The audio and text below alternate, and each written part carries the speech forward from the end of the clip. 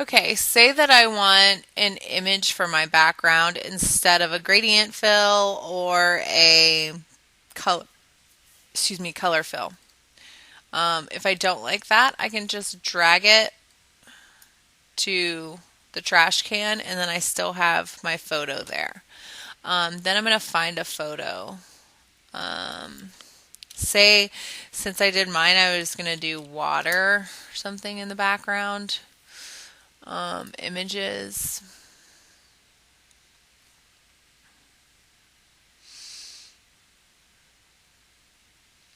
Choose one that you like. So maybe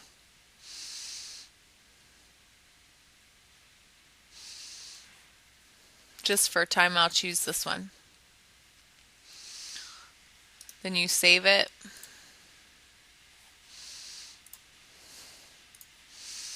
File, place.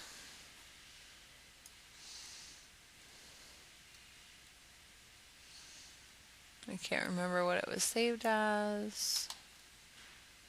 Oh, desktop.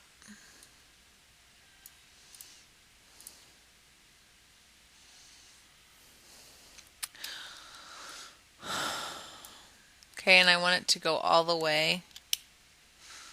And I don't want it distort. Actually, I don't really care that it's distorted because I'm going to put a blur on it. So I'm going to double click on that. I'm going to make sure that it's behind my photo. Okay, so I'm going to take that, and then there's awesome tools underneath this filter. So, filter. You can do this. I usually do a Gaussian blur, which you can see what it will do. Check the preview button. I go to 3 as the max. Sometimes you can go a little bit higher, 5, or maybe even 6. Okay, you can see that that's a little blurred. There's that gradient or the drop shadow we did. If you don't like the drop shadow, you can take the effect off by just clicking off of that. Then there's my water background. Say I don't really like that. Say I want to take that off. No, just make it 0. Okay. Clear filters. Then maybe I want to do a different filter on it. So I'll go filter and then I'll go to the filter gallery. All of these are different, like colored pencil, film grain. That one's used a lot. Poster edges is used a lot in especially art magazines. But also you don't have to have such huge intensity with it or thickness. Play with it. Watercolor marks maybe. Most of these are seen in most of these artistic ones are seen in artistic magazines. Especially the sketch stylized texture. If you're getting like Sports Illustrated or something like that, it's usually on a white background, so you won't be doing all of this. But if you do have an art magazine, you can do these different things. I like the film grain. Photo magazines use this a lot.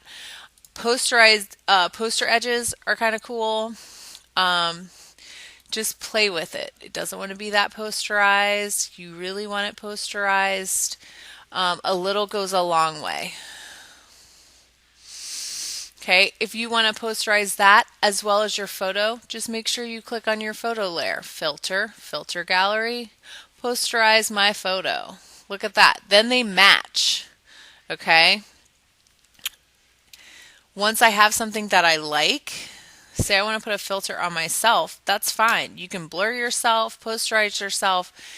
You just have to play with it to see what it looks like. Then once I like my background and stuff, I just need to make sure it looks realistic. Okay, so that's using filter galleries for that. Another thing for filters is, I'm going to step backwards,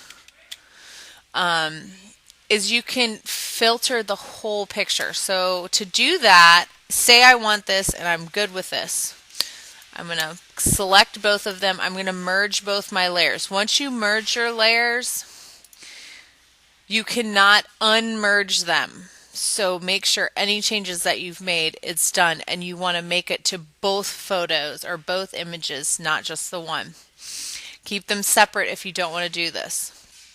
So for this one, I'm going to go to the image and then adjustments and then photo filter. This creates an entire filter over the whole photo.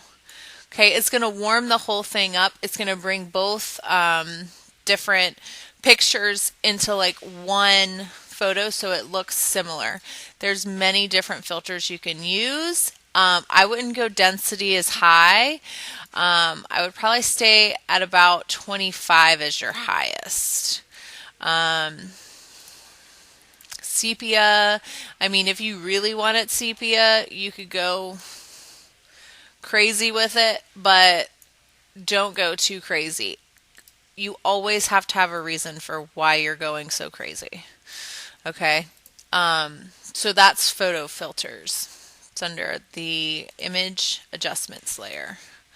So image adjustments, photo filter, and that will change the entire picture.